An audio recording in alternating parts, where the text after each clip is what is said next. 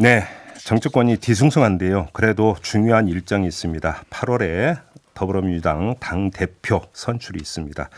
그래서 당권 레이스가 조심스럽게 시작이 되고 있고 본격화되고 있는데요. 당권 도전을 선언한 두 분 가운데 한 분을 지금 스튜디오로 직접 모셨습니다. 김부겸 전 의원 모셨는데요. 어서 오십시오. 네, 안녕하십니까. 네. 김부겸입니다. 시간은 제한되어 있고 의례적인 질문은 안 드려도 되겠죠. 예, 그렇게 하시죠. 출마 입변 이런 건 안 여쭤봐도 되겠죠. 네네. 알겠습니다. 그럼 바로 좀 단도직입으로 들어가겠는데요. 총선 이후에 민주당의 악재가 계속 나오고 있는 것 같습니다. 좀 그래서 드리고 싶은데요. 지금 민주당이 처해 있는 상황이 위기 상황이라고 진단을 해야 되는 겁니까? 아니면 지나가는 과정이라고 봐야 되는 겁니까? 어떻게 보십니까? 총선에서 너무 좀 국민의 과분한 사랑을 받았기 때문에 네. 거기에 대한 일종의 조금 뭐랄까 그 반작용이랄까 이런 부분이 분명히 있는 것 같습니다. 반작용. 예, 분명히 있는 것 같습니다. 예. 그럼에도 불구하고 이 180석에 대한 아마 엄격하게는 176석입니다만 거기에 대한 또 국민의 기대는 네. 어느 때보다 높아 있습니다. 예. 그러나 우리 정치 환경이 하루아침에 바뀌거나 네. 또 코로나19라는 이 감염병이 초래한 여러 가지 사회적 분위기가 결국 하루아침에 안정되지는 않지 않습니까? 거기에서 아직까지 저희들이 좀 제 역할을 제대로 못한다라는 네. 그런 국민들의 질책이 있는 것 같고 예. 그 와중에서 이렇게 예기치 못한 사건들이 한두 개 이렇게 터지니까 더 국민들한테 지금 저희들이 혼이 나고 있는 것 같습니다. 근데 지금 한두 개라고 보기에 보는 게 이제 크게 뉴스가 되고 있는 큰 사건 말고도 그 더불어민주당 소속 어떤 그 뭐 이 지방자치단체 의회 의장이라든지 지방 의원들의 문제라든지 이런 것들까지 종합을 하면 도덕성 관련 문제가 계속 나오고 있거든요. 어떻게 봐야 되는 겁니까? 그래서 예, 지금 현재 하반기 그 각 지자체별로 이제 말하자면 의회 지도부 구성을 함에 있어서 당의 어떤 목소리보다는 의원 개개인의 정치적인 그런 이해관계나 목소리 때문에 네. 계속 여러 가지 잡음이 드러나는 데 대해서는 여러 가지 안타깝고 또 부끄럽게 생각을 합니다. 네.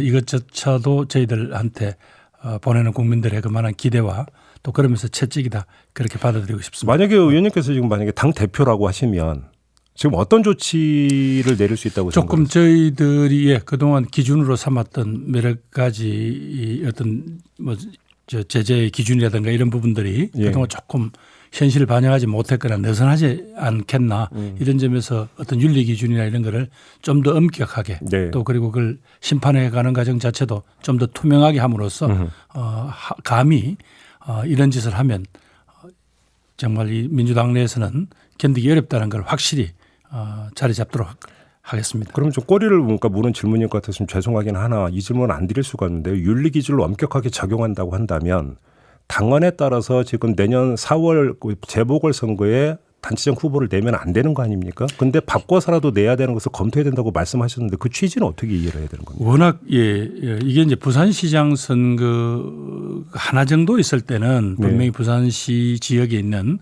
우리 당원들의 목소리를 우선하되 네. 어떤 당원의 엄중함 같은 것들이 여전히 좀 지켜졌으면 좋겠다라는 그런 생각이었는데요. 서울시장 선거까지 이게 이제 겹치게 되니까 네. 사실은 이거는 결국 1년 후에 있을 대통령 선거하고 직결되는 이른바 큰 판이 되어버렸단 말이죠.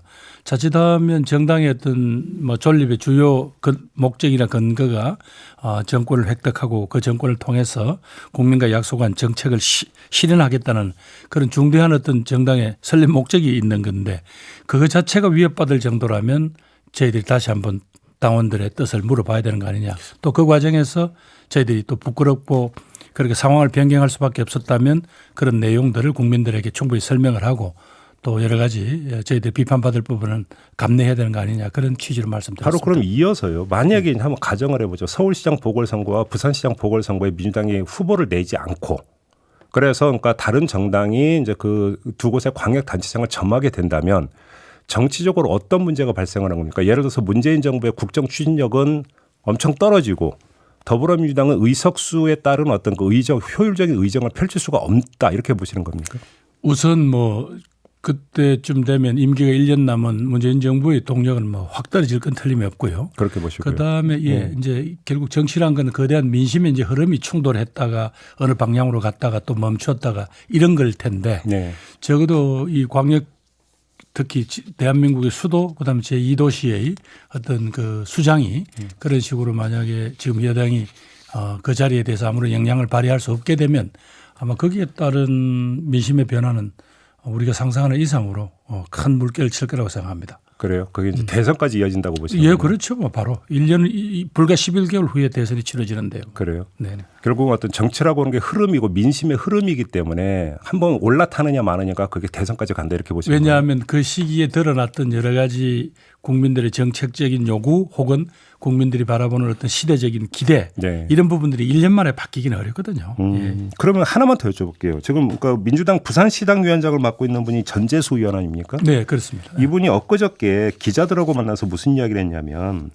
부산시장 후보 안 내는 게 맞다. 이번에는 확실히 죽고 다음 선거에 후보를 내야 한다. 이렇게 이야기를 했는데 그럼 이건 어떻게 받아들이십니까? 뭐 지금 현재 부산에 있는 우리 민주당을 오래 지켜왔던 특히 전재수 의원님들 고생을 많이 하셨잖아요.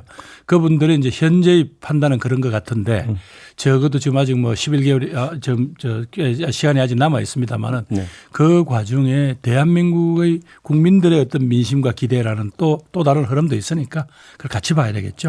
예. 부산시장 선거만 볼 수는 없는 게 또 예. 중앙당의 고민이 아니겠습니까? 예. 그 부산시 말고 서울시 말이에요. 서울시 같은 경우는 지금 그 당헌에 따르면 그 부정 부패 등 중대 비위를 저질러서 직을 상실한 경우잖아요. 후보를 내지 않는 규정이.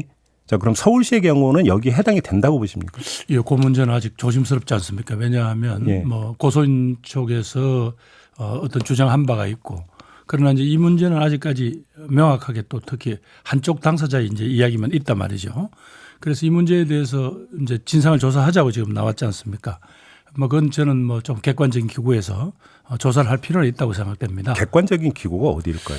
그래서 지금으로 봐서는 뭐 서울시 인권위원회나 혹은 뭐 인권위원회 정도가 아니겠습니까? 그나마.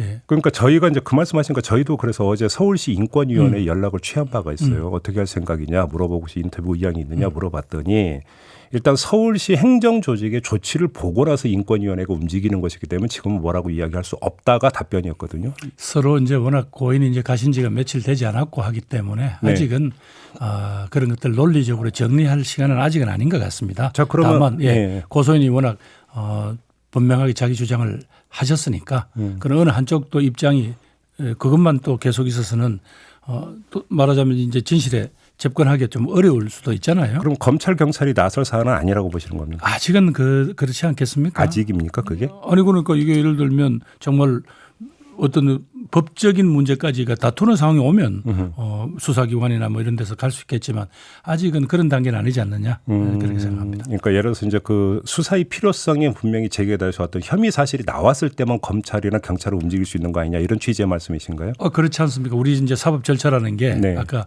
무조건 개인의 어떤 사적인 관계라든가 영역에 아무나 간섭을 하게 할 수는 없죠. 그래요. 그러면 예를 들어서 지금 미래통합당에서 뭐 특별검사 이야기도 나오고 주호영 원내대표는 특별검사가 아니라 특임검사라는 이야기도 하던데 그럼 이거는 너무 앞서 나가는 이야기입니까? 제가 보기에는 이 고인의 죽음에 대해서 그렇게 네. 정쟁으로 혹은 정치적인 거리로 삼는 것은 그건 바람직하지 못합니다. 그건 저는 그렇게 몰고 가는 것은 고인에 대한 예의도 아니지만 또 고소인의 뜻도 아닌 것으로 저는 그렇게 알고 있습니다. 그건 어떤 말씀이세요? 고소인의 뜻이 아니라는 거. 아니 그러니까 이제 고소인은 정식으로 자신이 말하자면 그 주장했던 부분들이 어떤 객관성을 띠고 있다. 또 그 과정에서 자신이 주장하는 바가 어떤 그 실체적인 무슨 진실이 있다. 이런 부분들이 확인하는 쪽에 있는 것이 이게 정쟁에 대해서 그냥 다짜고짜로 그냥 기정사실화하고 네.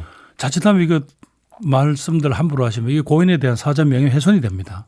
물론 그렇다고 해서 또 말씀을 또 잘못 드리고 그 고소인의 입장에 대해서 제대로 정확하게 살피지 않으면 또 그분에 대한 2차 가해가 된다는 또 지적도 있지 않습니까? 그렇죠. 그래서 지금은 아직까지 좀 섣부른 예단은 삼가했으면 좋겠고 네. 특히 그걸 정치권에서 바로 네. 정쟁의 소재로 삼는 것은 전 안 된다 그렇게 말씀드리고 싶습니다. 알겠습니다. 지금 다음 질문을 이어가겠는데요. 사실 이 질문은 그 의원님께 드려야 될 게 아니라 이낙연 의원께 드리는 게 더 맞는 질문일 것 같긴 한데 지금 이제 중요한 정적 고비가 내년 재보선이라고 말씀하셨지 않습니까?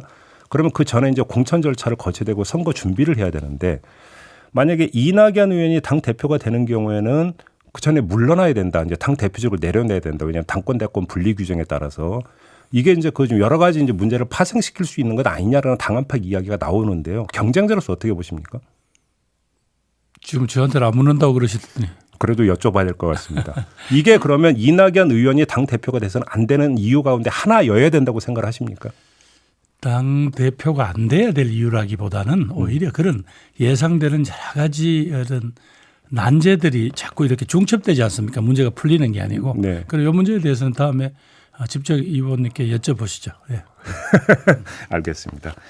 사실 이낙연 의원과도 인터뷰가 예정이 되어 있었는데 이제 고 박원순 서울시장께서 극단적 선택을 하시는 이런 문제 때문에 좀 미뤄졌다는 점을 우리 애청자 여러분께 좀 그 말씀을 좀 드리도록 하겠습니다. 자, 그 국회 의사일정 일단 합의를 받더라고요. 이제부터 좀 이제 돌아갈 것 같은데 예. 더불어민주당 입장에서 이제 가장 역점을 둬서 집중적으로 해야 되는 문제가 뭐라고 보십니까, 국회에서? 우선은 지금 현재 예정된 예를 들면 이제 원래 오늘 공수처가 출범하기로 돼 있었잖아요. 예를 들면 예. 뭐 이런 문제부터 그다음에 어제 사실은 이 코로나19라는 정말로 처음 보는 거대한 어떤 그 사회적 위기에 경제적 위기를 극복하는 정부의 한국판 뉴딜, 예. 그 뭐 그린 뉴딜을 포함해서 정말로 한국의 경제, 사회, 정치 상황을 한번 근본적으로 바꿀 수 있는 그런 어떤 큰 선언을 했단 말이죠. 그러면 그것들은 전부 다 예산과 법률로 뒷받침이 돼야 그게 계속되지 않습니까? 네. 그런 부분들에 대해서 착실한 어떤 실행의 로드맵을 빨리 준비해야 될 거고 그중에 상당 부분은 법률로 뒷받침돼야 됩니다. 그리고 무엇보다도 최근에 국민들 마음을 정말 가장 지금 슬프게 하고 화가 나게 한 게 부동산 문제 아닙니까? 그렇죠. 거기에 문제도 사실은 이렇게 다주택자 등 이 소위 말해서 그 건강한 욕망을 넘어서는 이 탐욕에 대해서까지 국가가 그냥 그걸 관용할 수는 없거든요. 그런 부분에 대해서 지금 현재 뭐 임대차 보호 3법이라든가 이런 부분들 빨리 정리를 해야 되죠. 지금 그 김종인 미래통합당 비대위원장 같은 경우 어제 어떤 요제 발언을 했냐면 박원순 부동산 이 두 가지 요인을 언급을 하면서 민심이 고약하게 흘러가고 있고 내년 재보궐선거 낙관적일 수도 있다라는 취지의 발언을 했던데요. 어떻게 받아들이십니까? 지금 저희들한테 여러 가지 경고의 메시지가 오는 것은 뭐 그건 틀림이 없고요. 다만 이제 내년 재보궐선거까지 저희들이 어떻게 정신을 차리고 또 준비를 하고 국민들한테 부족했던 것은 사과하고 그러면서도 정말로 살아가는 사람들이 희망을 갖게 하는 그런 여러 가지 경제 정책이라든가 이런 것들을 꼼꼼히 준비를 해야죠. 그래요. 예. 지금 만약에 대표가 되신다면 대표의 어떤 그 최대 어떤 그 과제는 대선 관리고 대선 승리 아니겠습니까? 만약에 그러니까 그렇죠. 임기 내에 대표 임기를 다 채운다고 한다면 예. 그렇게 되지 않겠습니까? 네. 자, 그러면 그 김종인 그 비대위원장 낙관적이라고 요 단어만 뽑아가지고 다시 한번 그 추가 질문을 드릴 수 있는 게 지금 상황이 이렇다 하더라도 대표로서 대선을 원활히 관리해서 승리를 장담할 수 있다, 낙관할 수 있다 이렇게 말씀해 주실 수 있나요? 어떻게 보십니까? 낙관이라기보다도 저는 뭐 정당 생활을 제법 한 편 아닙니까? 한 30년 네. 했으니까 네. 그 우리가 존경하는 김대중 총재 또 뭐 노무현 대통령 이런 선배님들이 어떻게 이런 평상시에 당을 준비하고 갈고 닦아서 결국 선거라는 큰 어떤 전쟁에서 이기는가 이런 것들을 제가 꼼꼼히 지켜봤고요. 네. 제가 뭐 각종 선거에 기획실장도 한 2번 했기 때문에 뭐 그 나름대로는 머리에 들어 있습니다. 그러나 제일 중요한 거는 네. 지금 내년 재보궐선거부터 해서 대선 후보 경선 관리, 네. 대선 그다음 지방 동시선거까지 다 치면 그렇죠. 이게 전부 다 엮여 있는 거대한 하나의 물결이라는 거죠. 이건 평상시에 준비를 하고 한 선거에서의 결과가 그 다음 선거에 영향을 미치기 때문에 어떻게 몰고 가고 하는 것들은 전부 다 결국은 안정적인 당대표가 준비를 해야 합니다. 그러면 이제 그러니까 8월 말에 당 대표를 선출하고 내년 보궐선거가 있기 전까지 어떻게 국정과 의정을 끌어가느냐가 내후년 그 지방선거까지 쭉 흐름이 이어진다 이렇게 보시는 거네요. 간단히 그렇죠. 정리하면. 그리고 심지어 그 과정에서 국민들이 우리한테 네, 알겠습니다. 총선 때는 그렇게 지지를 하시다가 요즘 이렇게 화가 나신 이유도 정확하게 찾아서 네. 그분들 곁에 다가가고 듣고 알겠습니다. 또 필요하면 법률로서도 뒷받침해 드려야 됩니다. 예. 여기까지만 들어야 될 것 같습니다. 네. 고맙습니다. 예, 감사합니다. 네, 김부겸 전 의원이었습니다.